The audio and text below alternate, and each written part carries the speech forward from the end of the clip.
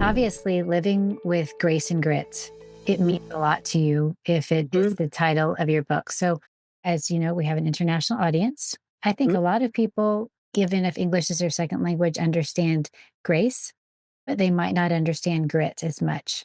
So, can Sure. you tell us in your words what it means to live with grace and grit? So grace can mean many things to many people. For me, it means that I want to live my life how I want to be remembered. And and incidentally, when I work with entrepreneurs, it's one of the things that I work with them on is core values. And that's kind of the base for the book. And one of the questions that I have all of my students work on is, what would you want to be known for? And I want to be known as somebody who lived with grace. And how that looks for me is I want to be kind. I want to be gentle. I want to be helpful. All of those things. And I don't try hard to do those things because it's who I am. And that's kind of the essence of grace.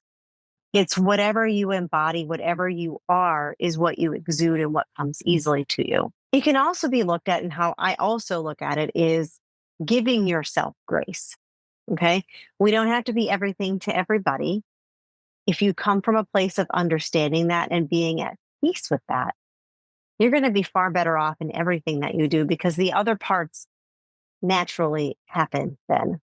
And it's a hard thing to grasp and a hard thing to understand sometimes. But once you get it, once you understand that concept, a light bulb goes on and you're not as hard on yourself because it's the influences from the outside that are coming at you that make you feel a certain way sometimes. And if you are at peace with that, that helps you live with grace. That helps you live is that, putting it in terms of, you'll see people on TV, and I'm going to just cite Jennifer Aniston because she's the first person that came to my mind. She's a TV actress here in the United States, well known for Friends. When you see her, she looks like she's completely put together. She's always put together. Her hair looks great, but she looks like she's done it effortlessly, Mhm. like it was nothing. That's what I mean. That's the tangible explanation of grace. That's a wonderful explanation.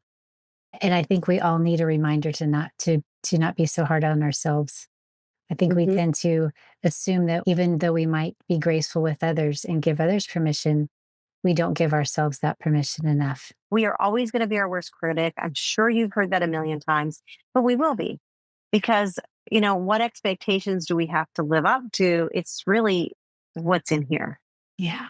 It's interesting. Just a few days ago, I found myself shoulding Mm. myself, Shoulding. shoulda. And I thought if my best friend was coming to me with this, what would I suggest they do? Hmm. And it's amazing how that shift, it just put this ease over me. And I realized how critical and how hard I was being on myself. And I know Right. better. And I still do it every now and then. We're human, really. Yeah. We're human. And the thing is if you're doing something to yourself, yes, put yourself in someone else's shoe. Would you do that to someone else? What you're doing to yourself? No, because you would say that's cruel and unusual punishment because Yes. that's how hard we are on ourselves. Yeah. So, how about grit to an international audience? How do you explain this beautiful concept? Really, when you boil it all down, it just means going for it. Whatever it is you have in here or you have in here and you want it, you go for it.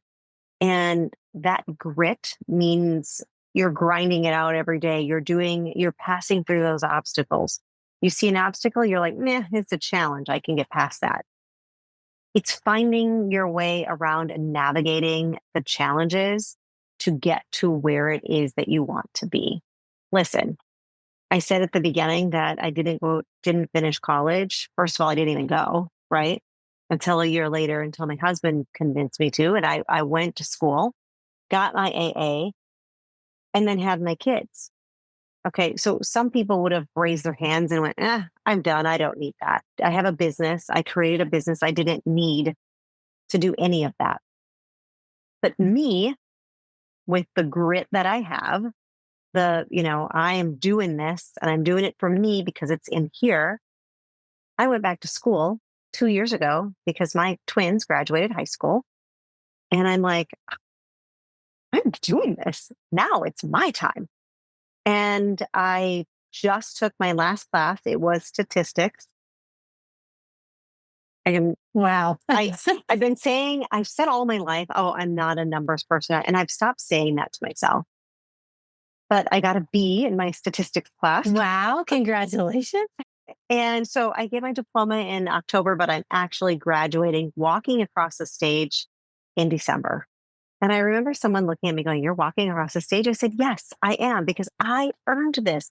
I earned that spot." And so I don't just talk about grit, I model it for other people. I model it for myself. Remember when you know you can do it. So it's doing the thing. It's doing the things that you want to do. At the end of the day, that's what it is. Great explanation.